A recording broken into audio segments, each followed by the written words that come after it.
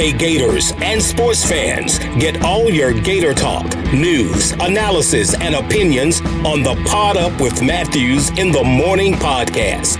Find us on your favorite podcast platform or watch us on Facebook Live between 8 a.m. and 9 a.m. every weekday. Pod Up, because we are Gator fans. So say it's great to be a Florida Gator.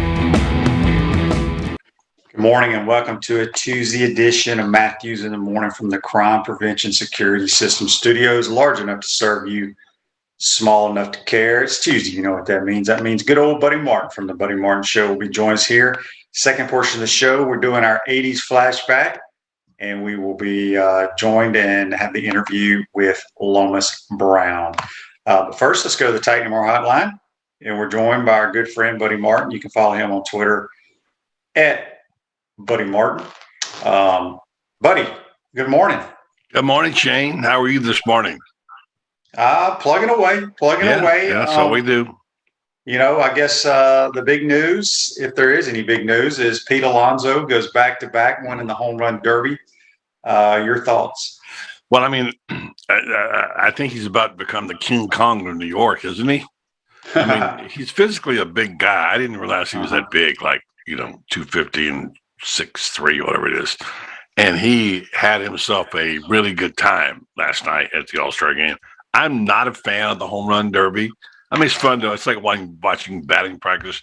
But like everything else, ESPN has hyped it to a point where it's really become, this year especially, because of the names and the young players and who are hitting, the power they're having now in baseball. These athletes are built so much. But Alonso had a really good time, and I love a tweet by Scott Carter, who said, once baseball is done, Alonso has a stint in the WWE left in him.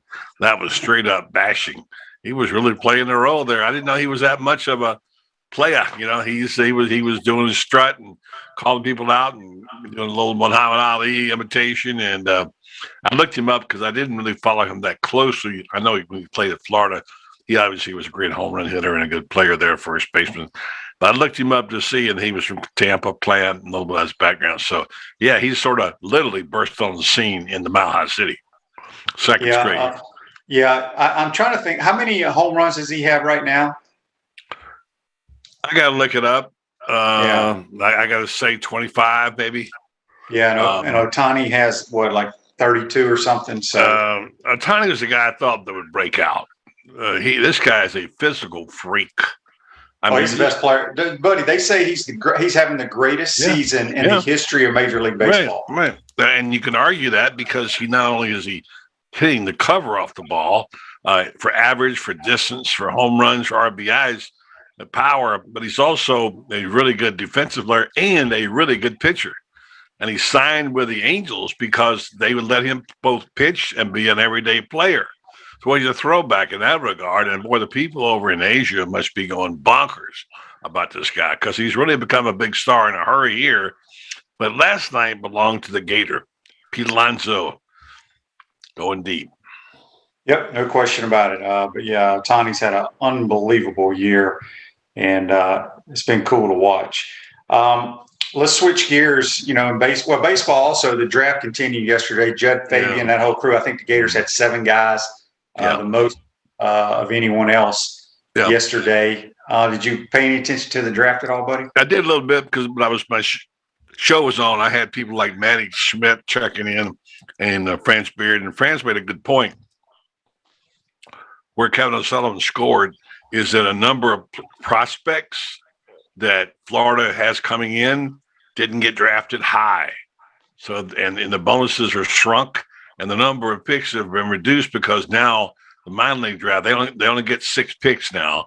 And so there's a likelihood that a lot of people will come back or will come here instead of going to play Major League Baseball. But he had 3 in the first round that are definitely gone. No, all those guys are gone. The first 5 rounds are gone. I mean, I don't have the list in front of me, but Shane But Francis and I went over it and talked about that.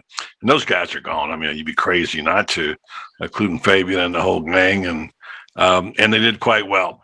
So congratulations. But the good news for Gator fans is they got a core of new prospects coming in, which are going to be really helpful to Kevin O'Sullivan, who just got to get back to Omaha at some point again. Yep. Turn your car or truck into a rolling billboard for your business or brand with an eye-catching vehicle wrap from Wrap Spot. This July, mention promo code Shane to receive 13% off your vehicle wrap. Speaking with Buddy Martin here, we'll be joined by Lomas Brown in the second portion of the show. All right, buddy. You're not traveling up to Hoover, Alabama for the media days next week, are you? I am not. In fact, they only allow so many people to go still under COVID restrictions. And our organization usually has 3 going up there, and they said we could have 1. So that will fall to Cassidy Hill, who's our chief correspondent. Of course, also covers the Jaguars for SI, but she's our chief correspondent of Gator Bait. She'll be there on Monday. And, of course, first up is Dan Mullen, which is going to be interesting because a lot of questions that need to be answered. I'm sitting there thinking about the approach. I'm also thinking about the players he will take with him. I have a little list, short list. You can throw yours out there. But I want to start talking about the QB position because I think there might be people might be underestimating what they've got in Emory Jones. That's just a hunch based on what little I know. I don't know a lot because I haven't seen much of him, heard much about him. And, of course, here's the other thing, Shane. Next week in Hoover, it's going to be showtime. For all the NIL guys, think about it. It's their chance. You thought they dressed up before? How spiffy they were, man. I don't blame them. I'd come out with guns blazing, my best threads. You know, if they call them threads anymore, probably don't. And turn your personality on because now it means dollars to you, maybe. So that will be interesting to see how that plays out. But I believe our guys go in Nike slacks and a Jordan polo, if I'm not mistaken. Really? I think they do that every year. Since Dan's taken over, I know that's what they travel in. Well, no, I remember one year in particular that they didn't because they dressed up in bow ties and suits and whatever. But was that under Dan when they were dressed up like that? Okay, yeah. Well, maybe so. I don't know why they make those kids dress up. It's miserable. Well, they kind of like it. They're styling now. I mean, now there's a reason to put on your best look, right? Well, I guess if you want a deal from Men's Warehouse or somewhere like that, possibly. Shane, you'd probably go in a T-shirt if they let you. I know that, but think about this. Although you're a pretty good dresser, I must say. And this, to me, it's time to say, "Hey, I'm here. I'm here, and look at me, and I'm looking good, and I'm feeling good. I'm going to play." I think the biggest thing is anybody going to wear a hat of some sponsor? No. I don't think they'll let them do that at SEC Media Days, but I don't know. It's a good question. We just don't know about this, do we, Shane? Nope. We have no idea. I had a really good conversation last night with a guy that is going to become my go-to guy on this stuff, and someone that I read a little bit out of last night on the show. And if you don't know this, let me just tell you, I don't know anything about this. I'm trying to study it, thanks to Kerry Melton, who's done some major work on this. And got a hold of some people who know what they're talking about. One guy, Peter Schoenthal, who was a Florida State player and became involved in Miami, has really done some great work on it and has become one of the authorities. Has a company called Athliance, which they're doing some good stuff with, including a software package for players to go in and coaches to see exactly what they got. Because let's be honest with you, what's the first step you take? And you don't want to screw up. You don't want to lose your eligibility. It's a landmine, isn't it? You could be really screw yourself up at university. So you got to have some professional advice. And of course, with that, as Kerry said, we talked about, well, what happens when a bunch of agents and lawyers get in the room? Nothing could go wrong there, right? Is there any way you can lose your eligibility these days? Absolutely. Well, yes. Wow. Well, I don't know the particulars, but certainly you cannot be an out. You got rules. You have to be registered with the right way. You have to have an approved agent or lawyer. You have to have the deals have to be approved. Yeah, I mean, I would think, but what you're saying is true. The NCAA is nobody's home guarding the hen house, and that's the problem. Yeah, it's like you said. It'll be interesting to see how much it's talked about up in Hoover next week. as I told you last night on your show, buddy, I've talked to some college coaches that think it's a freaking nightmare. Mhm. They hate it and wish it would have never happened. Publicly, they have to support it, but it's a disaster. Well, but here's the thing: the college coaches don't have anything to say about it. It's out of their hands now, so it's cat's out of the bag, and it's going to be done. You might as well learn to deal with it. Well, it's not deal with it. It's having your players have more distractions than they already have as a collegiate athlete. Well, Shane, don't get me started. Don't get me started on that, because I'm of the mind that college coaches would play on empty stadiums if they could.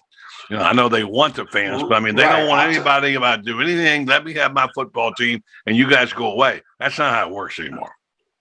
It's not, but when you're in charge of 85 scholarship players and your job is to win football games, you already had issues with making sure kids go to class, make sure their grade point average is where it's supposed to be, make sure they're not going out every night, make sure they're staying out of trouble. And now you throw in this where money is involved. Yep. Mentally, where are the players when they walk out to practice? Are they thinking about what they're supposed to be doing in their assignments, executing the plays and doing this, that, and the other? Or are they thinking about, okay, as soon as this practice is over, I'm showering, I'm running to do an autograph session. That's where these coaches, and I've heard on the recruiting trail that a lot of moms, dads, and athletes, all they say is, well, what can we get with our name, image, and likeness? Oh, I don't blame them. I would like to know the same thing if I was in that situation. But my point is, the coaches can't tell you that we can do this for you. No, they have can't. No idea. They can't. They're right. They have lost some power here, is what you're saying. And for certain kinds of coaches, that's going to be difficult. I don't even know how Nick Saban's going to handle it. Well, you know how he's going to handle it is he's going to keep showing all those rings and the dollar amounts that those kids that play for him go to the National Football League. Yeah, and also the bench. To show you the bench, which means if you don't get to play, you don't get a chance to do that. That's the only thing they got left, really, is the ability to take them in and out of the game. And I'm wondering how a guy like Steve Spurrier would do today, with something like this. You played for him, I don't know. It's no question. Look, this game has changed dramatically. We talked about it last night. You mentioned we got the transfer portal going on. We got a name, image, and likeness deal going on. We've got the playoff system, which is going to be revised, although they lied to us about that. Maybe 5 more years before they actually do it. We've got gambling going on legalized gambling now on sports. It's a completely different game, Shane. And the question is, who's going to adapt and who's not? Yeah, a lot of stuff has changed, but the biggest change and the biggest thing that's going to, I don't want to say destroy, but cause issues is the name, image, and likeness. The transfer portal, I think it's a great thing, quite honestly. I think coaches love the transfer portal because, like I told you, it's a way they can get rid of kids that they don't want in a polite way. And it's a way they can go get players that they feel like are better than guys on their team. So it's changing. There's no question about it. So what did you learn from Kerry Melvin, buddy? I learned a lot, and I'm learning a lot more. And I'm going to go get a chance to talk to Peter Schoentel, as one of the two guys who were, and of course, the University of Florida professor, Darren Heidler, right there in Gainesville, is one of the experts on it. Already has clients. He's one of the two people. He and Schoentel are the guys. And Kerry has spent an hour talking to each one. And we're going to do a couple of roundtables to talk about it. And they're basically, of course, they're basically thinking it's opportunity there, and it can be handled right. And obviously, there's some danger zones and landmines, but they're kind of positive about it. And I like the approach of Schoental, who started out coaching kids in Miami, really basically because his dad said you would have been a good lawyer. And obviously you're not much of a coach. So he went out and became got his law degree, and then came out of school and he got the LSAT, passed it, went to law school in Miami. And so he wanted to give back. He went to inner city park and he coached youth football. And he came up with these kids, all these great players that he began to stay with. And he never left them. Even after they left, he wanted to become a coach, part-time coach. And they said he was a world's worst coach. He said he was coaching 10 to 13-year-olds, and he had kids that went to Alabama, Florida, Florida State, Miami, Ohio, South Florida, others, but couldn't win a championship. But he said, here's the thing. He could see right then there was a need for these kids dealing with street agents, as he calls them. You know, Miami is a snake pit for that and issues. So he's kind of represented the players now, and he continues to represent them. And the NCAA actually granted him the considered to be a guardian on official visits. So he got with the compliance officers, and they knew they could count on him. And so he was a criminal defense attorney for a few years. He had a firm. He's become one of the experts on it, and he's very much for it, but he also knows where the landmines are. So he's really not in it to make a quick profit, although he'll do this. I think it's really interesting what he's doing with this new program, Athliance, Athliance.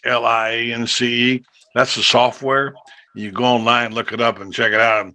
And we've learned in small increments. What do you have to learn? Well, everything. We don't know much about this, but there are some things you should know, because if you're a player, you can get yourself in trouble, they say, and you can also hurt your university by doing the wrong thing. And there are going to be some missteps, and there are going to be people who screw up. It happens, Shane. It always does.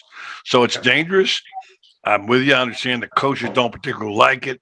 I don't like it at all. It's a distraction, quote unquote, but it's here. And so if the smart ones are like Dan Mullen, when the transfer portal came along, instead of whining and crying about it, Mullen went to work in it and found some players and used his advantage. Now, how can you use this? I don't know.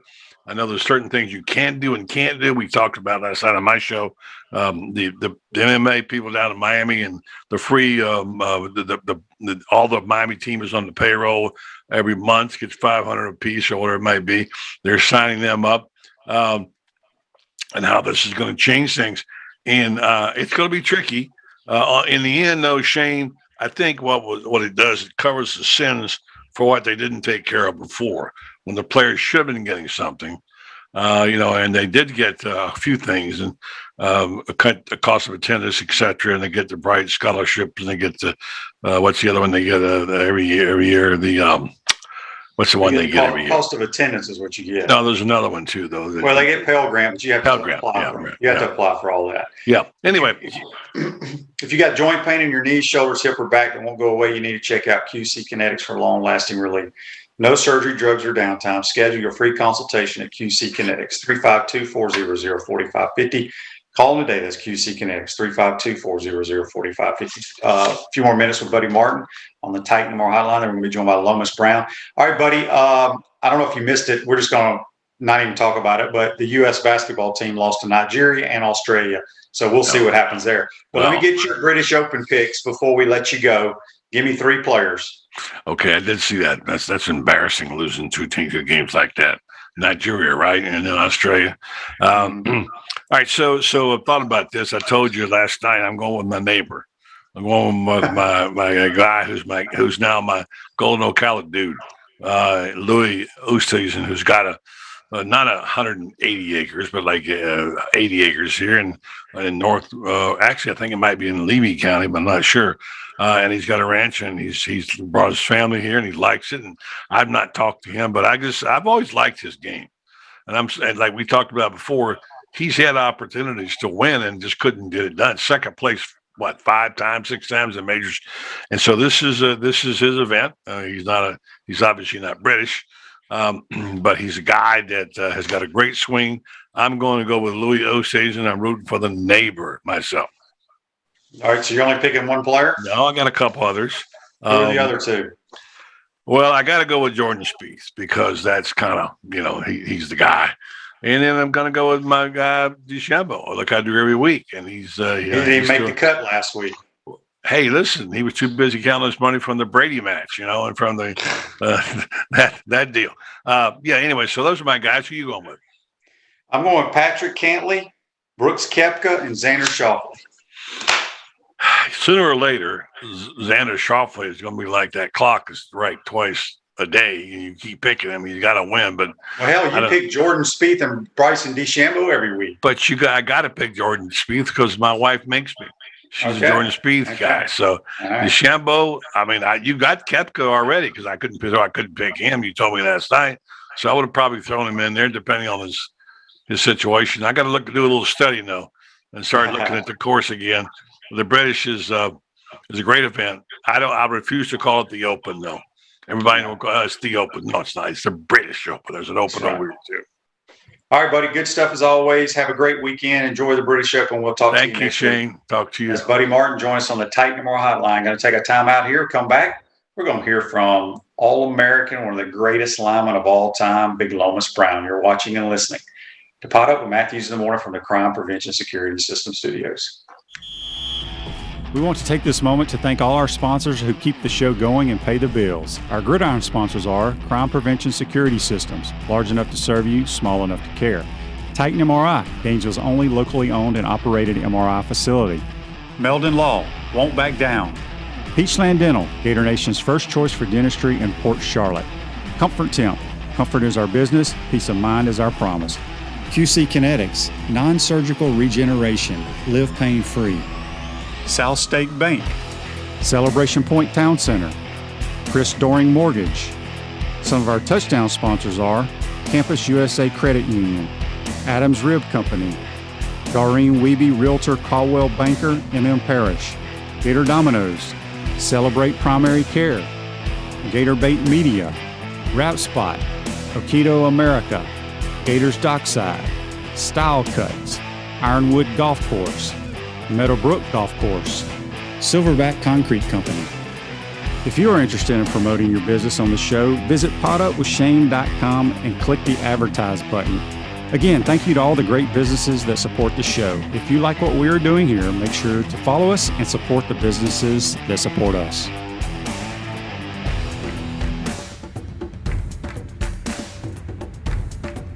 For all type of restaurant people, managers, servers, bartenders, hosts, cooks, dishwashers, bussers. If you think you're good in the restaurant business, then give us a call. Spurrier's Gridiron Grill job fair is open now. All you have to do is go to spurriersdraft.com and fill out an application. We're looking for the good team members, and we're looking for people with a wonderful attitude that can make Spurrier's Gridiron Grill the best we can possibly be. To apply, go to spurriersdraft.com.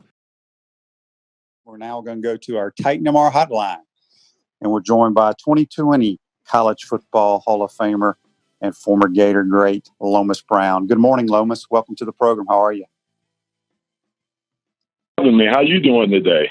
I'm doing great, buddy. I appreciate you taking the time to join us. The Gator Nation was excited that I was going to have you on. We promoted it. Let's first of all, I want to congratulate you on being inducted into the College Football Hall of Fame. Tell us kind of how that all happened, where you were when you found out. Man, actually, I was at home and a little box. FedEx delivered a little box to the house.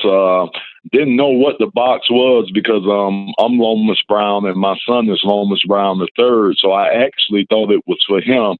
Took a chance and opened the box and seen a football in there and the inscription on the football was saying, welcome to the club. You've been selected to go into the College Football Hall of Fame. And man, I was just so excited because I know I had been up the last couple of years and hadn't made it. And just to cross that threshold and make it into the College Football Hall of Fame, it's just been exciting. I really didn't know, Shane, I really didn't know that many, that few guys have been put into the Hall of Fame, the College Hall of Fame. I thought the NFL Hall of Fame was something, but out of 5 million guys, only 1,000 guys, a little over 1,000 guys in the College Hall of Fame. It's just incredible, and I'm just so thankful to be one of those guys inducted. No doubt about it. Let's go way, way back to your days at Miami Springs High School. Ooh, you are going back. I don't think a lot of people realize you didn't start playing football till like maybe 10th grade, and you were a member of the band, correct?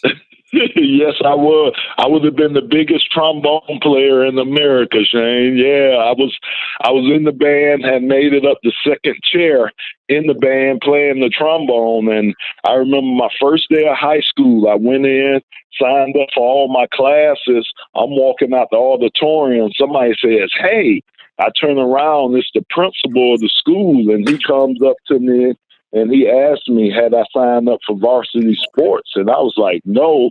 So he just grabbed me by the arm and took me back in the auditorium, and he signed me up for varsity sports, which turned out to be football.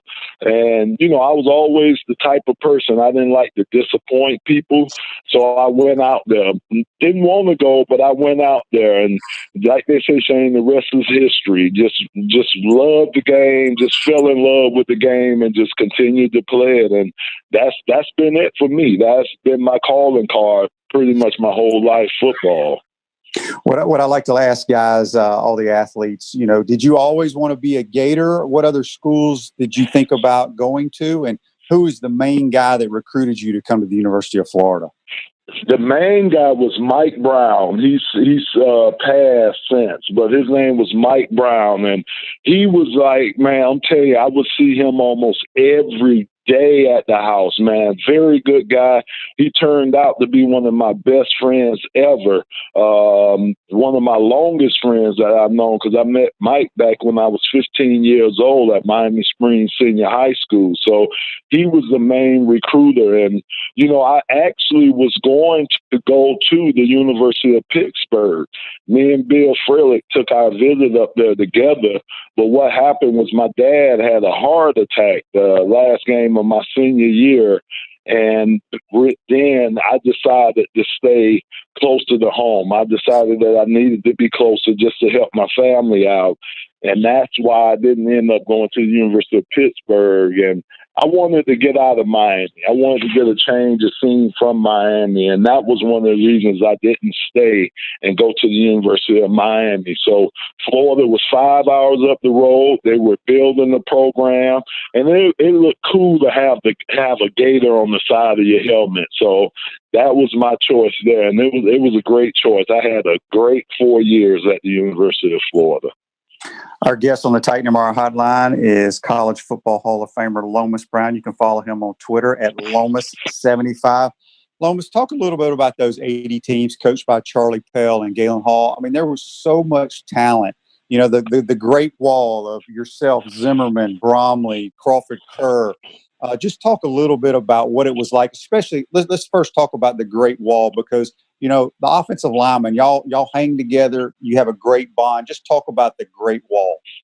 Well, just to put into context how the Great Wall came about, basically you had to be able to bench press over 400 pounds, and you had to be able to leg press over 700 pounds to be considered. And when I was the last piece, the last brick to get put into the wall, you know, all the other guys, they lifted weights. They were weightlifters when they came into the University of Florida. I had to learn how to lift weights, so I was behind the curve. But I just remember my senior year in the weight room, and I had everybody, man, everybody was in there cheering me on. And I remember jacking up 410 pounds to finally get over that hump, to finally complete that wall. And that was one of the best offensive lines I ever blocked with, man. All of us were great friends. We almost had an unspoken language on the offensive line.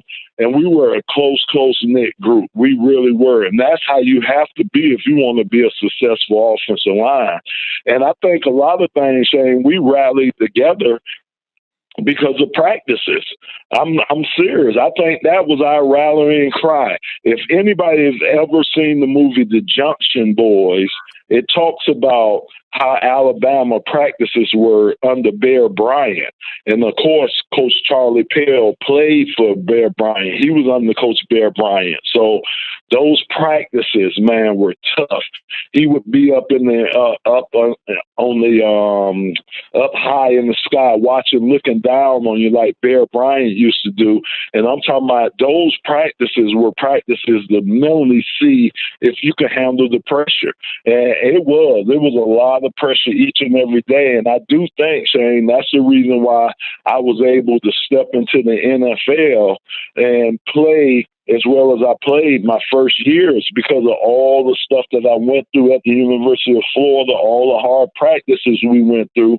I was kind of used to it once I got to the pro level. So it was great for me to go under that program, under Charlie Pell and Coach Galen Hall. And that's my guy, man. Coach Galen Hall, one of the most brilliant coaches that I've ever played for. A great man, too. He was great to play for, even though it was only briefly a year for me.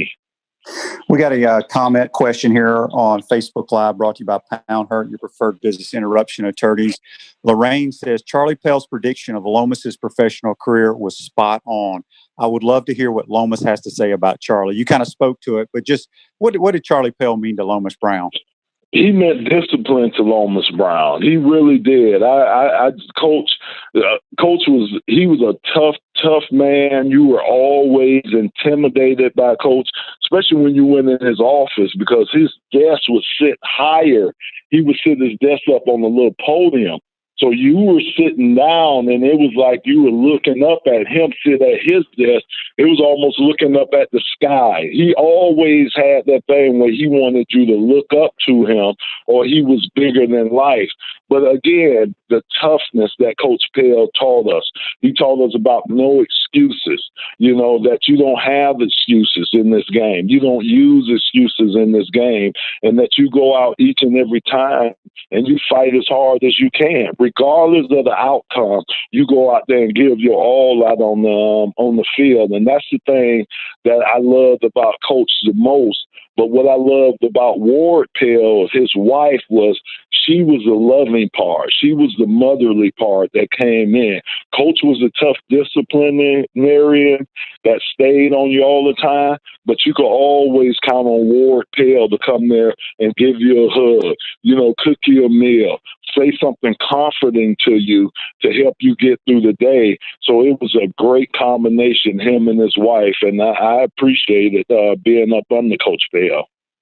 Jeff on Facebook Live has a comment question. Want you to talk about the locker room after the Kentucky victory for the SEC title. Oh, man.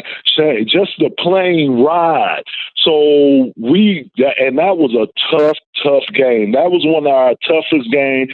It was definitely the coldest game that I had played in as a collegiate in Kentucky. It was our toughest game. We barely beat them to win the SEC. But, man, I remember the plane ride. Once we got close to Gainesville and got close to the stadium, the pilot came on air and on the airway and said that, look, we're going to do it twice. We're going to go over the stadium twice. And we did that, man. He flew over the stadium, and you could just see all the people in the stadium, man. And it was just it was just awesome, man, especially being a 17, 18-year-old, just winning the first SEC for the school. And we knew how bad that the school wanted the SEC, wanted to win the SEC title, and to be the first team to legitimately win it, even though it got stripped from us, we still felt like we were the first team to win the SEC for the University of Florida. And a lot of us guys, when I talked to them today, Pat Millers, the Ricky Williams, all the guys that I played with, we still hold that true and dear to our heart that we were the first ones to win the SEC title, and it shouldn't have been stripped away. It's stripped away from the record books, but it'll never be stripped away from us because we know we went out there and got it done. No doubt. Talk a little bit about, as we mentioned, the talent on those teams that you played on in your backfield. You had Neil Anderson, who's going to be on my show tomorrow, John L. Williams, all these first-round running backs. What was it like blocking for those guys? It was awesome. It was awesome. And it was so good because it was always a different change of pace. You know, you got Charlie Neal that come in. We call him Charlie. But you got Neal that come in, and he could give you both. He could give you the inside, and he could give you the outside game. Run with power inside and get outside. You had Jonell Williams, who was, man, a punishing fullback, but had hands like a wide receiver. Jonell could catch anything. And then Lorenzo Hampton, man, Lowe was our home run hitter. Lowe was the guy that we always tried to get outside because we knew with his speed, if we ever got him outside clean, it was gone. You had Ricky Nattil on that team. Again, you had us from the Great Wall of Florida. You had Kerwin Bell on that team, on the last team that I was on. And then that's just on the offensive side. You look at the defensive side of it with Tim Newton, who went to the league, and Pat Miller, and all the Alonzo Johnson. And, you know, it's just so many names of guys that played at such a high level.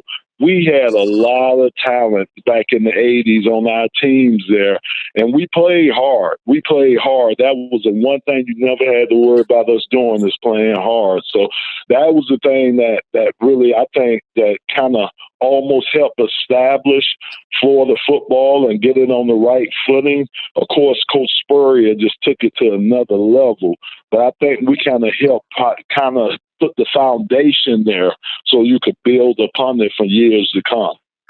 We're speaking with Lomas Brown on the Titan MR hotline. You can follow Lomas on Twitter at LomasBrown75.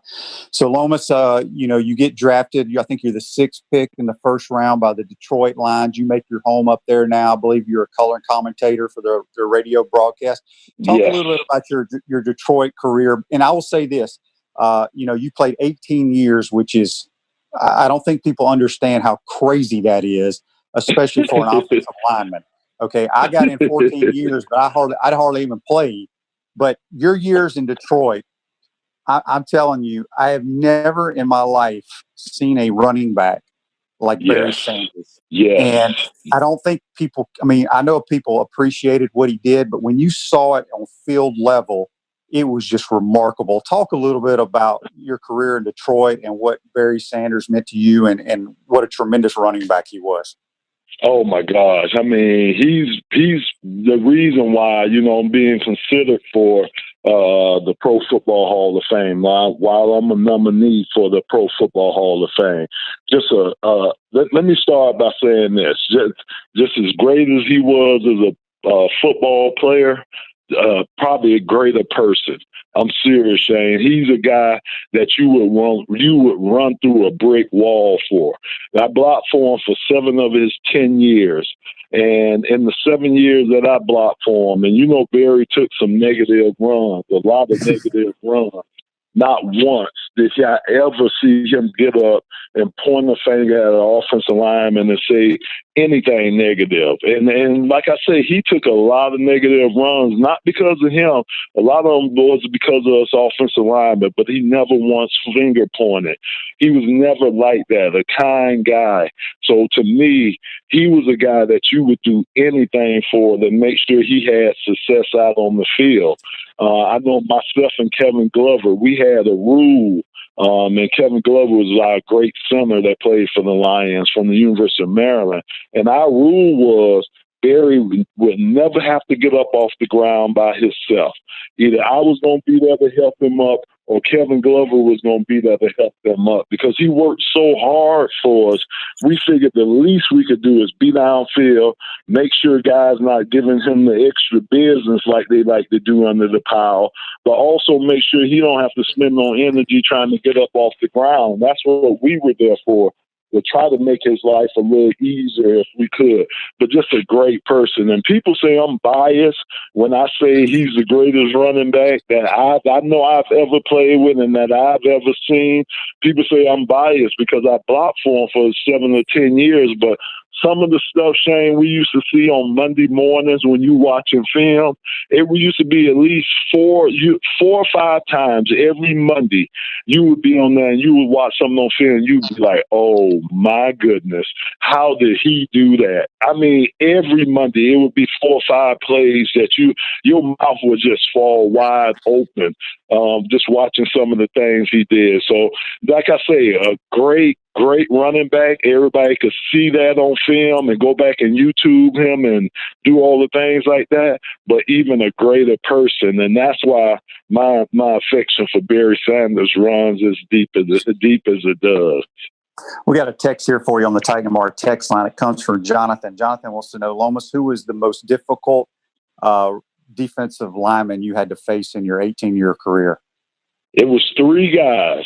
Lawrence Taylor, he was number 1, had to face him 3 times. Oh, my goodness. The mental pressure that man puts on you. I mean, preparing for him, man, you mentally worn out by the time Sunday comes around, just even thinking about and preparing for him.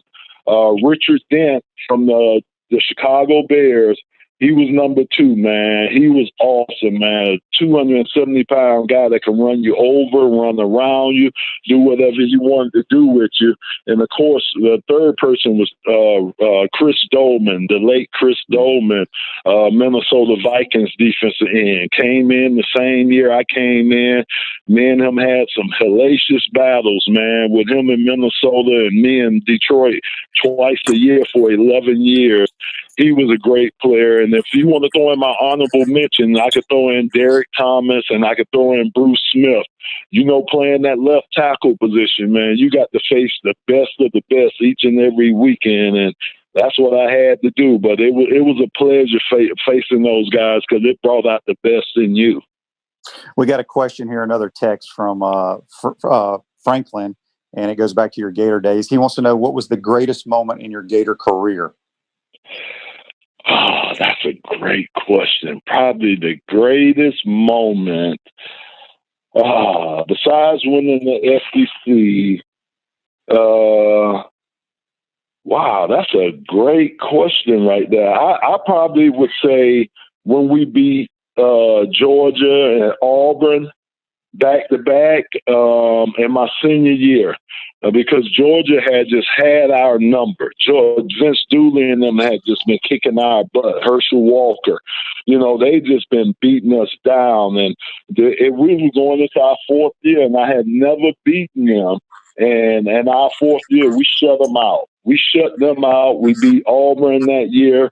We were just on a roll. And I just think us getting over that hump of beating Georgia, Vince Dooley, and Herschel Walker, I think right now, off the top of my head, that's probably one of my greatest moments. I'm quite sure I got some other ones, but just off the top of my head, I probably would say beating those guys because they seemed like I didn't think I was going to ever beat them while I was in school. And, of course, we just stomped Florida State. So I beat Florida State 4 times while I was there. So they weren't much of a competition back then. We got another comment here on Facebook Live brought to you by Pound Hurt, your preferred business interruption attorneys. Jeff wants you to talk a little bit about the throwing Mayo and Kerwin Bell, who I want to say was a walk-on freshman that kind of started in 84. Yes, Country. His nickname was Country for us because he had that long, drawn-out country accent. But, man, you're right. A freshman that stepped in there, and, man, he stepped in like a vet. He just stepped right on in and blended in with us perfectly. I think, you know, again, we had a lot of seniors. Jeff Zimmerman was the only underclassman on our offensive line. So, you know, we had a lot of maturity up there where we could handle having a young quarterback back there. And you always know that young quarterbacks are going to make mistakes and have ups and downs, but you didn't see a lot of that out of Kerwin. When he got in there, like I said, it just seemed like he fit in like a hand in the glove, man. He was always a quiet guy by demeanor, but his game spoke real loudly out on the field. And, you know, Kerwin, if he was to take a hit, that's when I would see him get mad. That's when you see him, get mad and really concentrate on what he had to do. So he was like the perfect fit for us at that time, with some of the injuries that we had going into that season. Curran was the man, and he stepped up and stepped in there like he was a true senior, man. It was so impressive to watch what he did his freshman year. Lomas, I wanted to ask you, they got the Last Dance documentary going on about the Bulls right now. You were the Bad Boys. That was all happening while you were. Those were my guys there, man. I still talk to Rick Mahorn. He's one of my closest friends. Isaiah, Joe Dumars, all those guys back then. Those were my guys. That was the era. They used to practice at the Silverdome with us. So when we were in there practicing, they would be in there. So we would see these guys all the time. But just, it was just the intensity that these guys played with, that Chuck Daly, how he took that team to another level, how the Bad Boys were embraced in Detroit. When I first got in Detroit, the Tigers had won the World Series.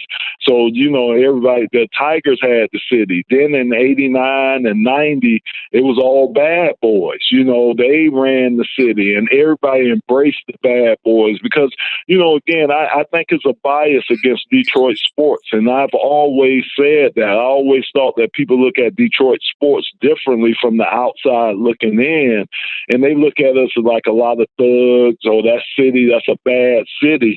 But really, man, we got some hard-working people here, and there's some hard-working folks that play sports here, and it's just a lot of pride with the sports teams here. Now, the Lions, we haven't held up our bargain yet, because we're one of the only teams that have never gone to the Super Bowl. But the rest of the sports teams here, they've held up their bargain. So hopefully the Lions will get on board and we can hold up our end of the bargain. But the Bad Boys, that's what Detroit is synonymous with. They're known for the Bad Boys. And those guys, they were a tough, gritty group of guys that played some hard-nosed basketball back in the 80s. We're speaking with Lomas Brown here on the Titan MR Hotline, 2020 College Football Hall of Fame inductee. Lomas, as I mentioned, 18 years in the National Football League was just, and you ain't a kicker. You are in the, but, and you finally got a Super Bowl ring with the Bucks. But what allowed you to last that long? Because I don't think people realize the average career of an NFL player is like 2.5 years. And here you are, left tackle, and you last 18 years. That is just phenomenal. Yeah, it was, Shane. But first of all, blessings. You know that because you got to be lucky. You got to be lucky. Believe me, I escaped some situations that I didn't think I was going to escape. I've had some injuries that I thought would be a lot more serious than they turned out to be. So I was lucky and blessed to be able to play that long. I think the other thing that helped me too was, as you get older, you have a tendency, especially offensive linemen, we have a tendency of getting heavier as you get older while you're playing in the league. For me, I went the opposite way. The older I got, I played lighter in the league. My first had to play between that weight. The thing that it did for me, Shane, and I think what helped me, my first 6 years, I was a mauler because I was 310 pounds. So I was just mauling guys, trying to be a mauler in the league. My last 12 years, I had to be a technician because I wasn't 300 pounds. I couldn't just brutally move a guy out of there. I had to use technique, the proper technique to move a guy out of there.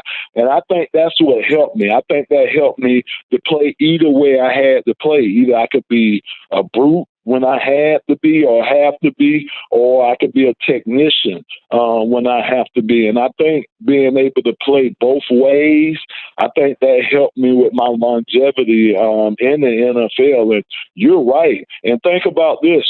Just think about now. 110 pounds. Talk a little bit about how the pro football game, especially in the interior guys, has changed because honestly, 310 pounds ain't very big these days. That's right. You're right. That's almost a glorified tight end or fullback. Now you're right about that. 310 is small. I mean, to put it this way, I played at 310. The left tackle, Taylor Decker for the Detroit Lions nowadays, he's 6'7", 340 pounds. And it's not fat. It's not fat. It's muscle, and it's just all human being at that size. So you can see how it has just evolved. It's just evolved. I walk out there sometime, and quarterbacks are looking me eye to eye now, and I'm 6'4.5", and you just look at the size of these guys now. You know, the sheer size, speed of the game. There's a lot of things that are different from when we played the game. Now, we do know it's still the basic fundamentals: blocking, tackling, catching, running. That's still the basic fundamentals of things. But these guys are just so much more bigger, so much more athletic than we were back in the day. I do think I think back in the day, we took our technique and our craft a lot more serious than they do.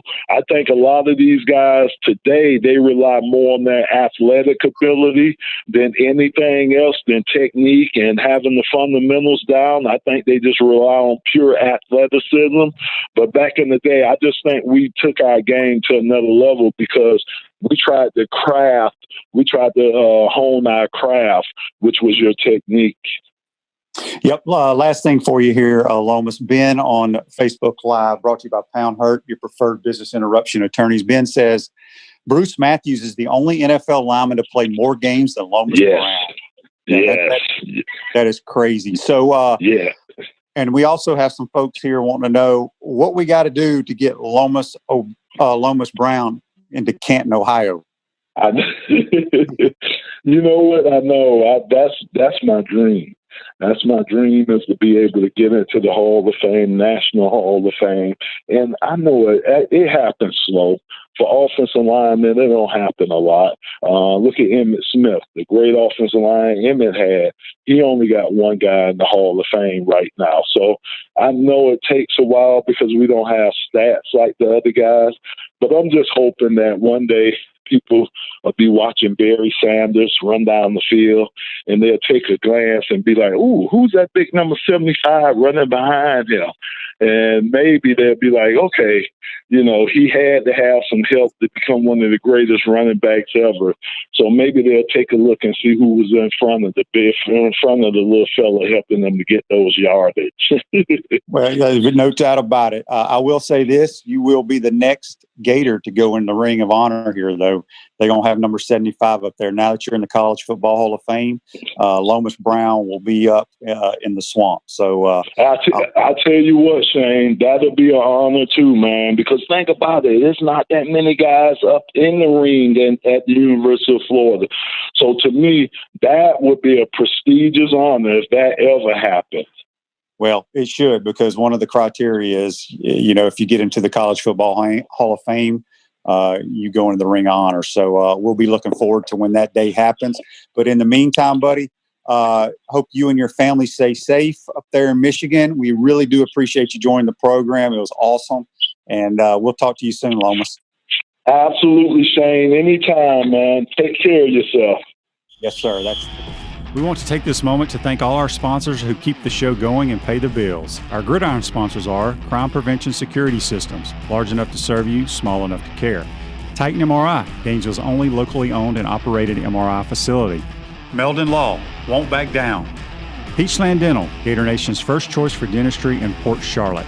Comfort Temp, comfort is our business, peace of mind is our promise. QC Kinetics, non-surgical regeneration, live pain-free. South State Bank, Celebration Point Town Center, Chris Doring Mortgage.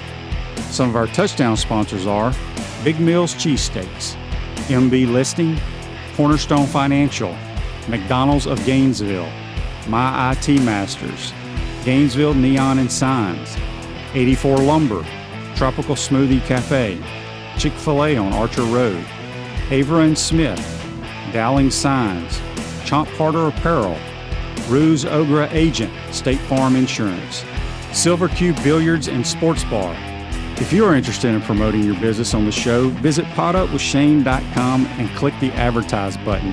Again, thank you to all the great businesses that support the show. If you like what we're doing here, make sure to follow us and support the businesses that support us.